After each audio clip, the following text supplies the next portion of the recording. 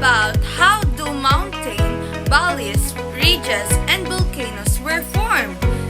And for that, let me introduce to you our very special guest from my family, which is my cousin, Valerie Delos Reyes.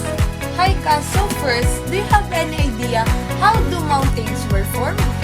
Yes, I think mountains are formed when the pieces of the earth crust push against each other and create pressure that causes the land to rise up. Wow, that's a great idea from you. Next is, how do ridges form? I think ridges form when the tectonic plates move apart and the hot rocks from the earth comes out. Wow, that's great. I think our viewers got so many learnings from you, Kaz. Yes, I think it.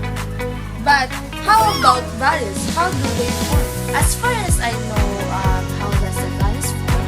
Valleys form between mountains or hills. They are made of rivers or moving alleys. Wow, that's a really great idea, Kaz. Yeah.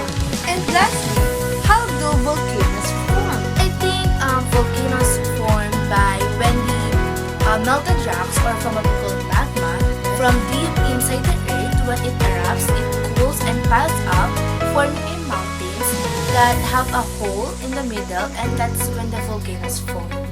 You really have a great and amazing idea about my question, Kaz. Yeah, I know. Are you prepared?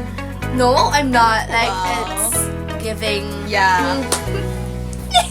So, Kaz, let me add some information on what have you said, and it's based on my learnings from my ELS class. So, yes, you're right. Mountains are usually formed on what we call convergent plate boundaries, meaning a boundary at which two plates are moving towards one another. And next is we have valleys.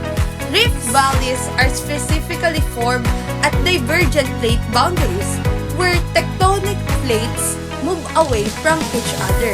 As the plates separate, the Earth's crust thins and fractures, creating a very light depression or ridge. As the plates separate, magma rises from the mantle to fill the gap. This magma cools and solidifies to form new crust, creating a ridge. And lastly, Kaz, we have so-called volcanoes. You're right on what have you said earlier. Volcanoes commonly form at tectonic plate boundaries due to movement and interaction of these plates.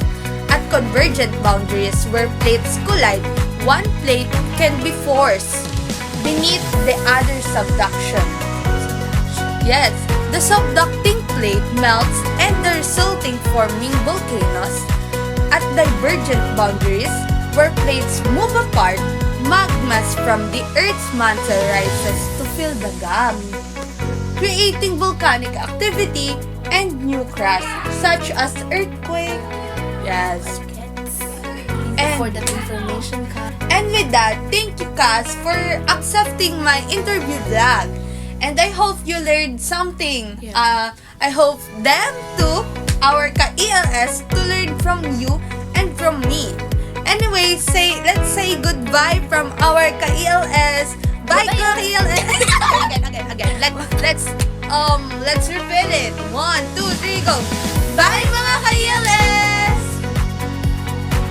And with that, mga ka-ELS, we have 3 types of movements: divergent plate boundaries, convergent plate boundaries, and lastly is transform fault boundaries. I hope you learned something from us. Anyway, goodbye mga ka-ELS!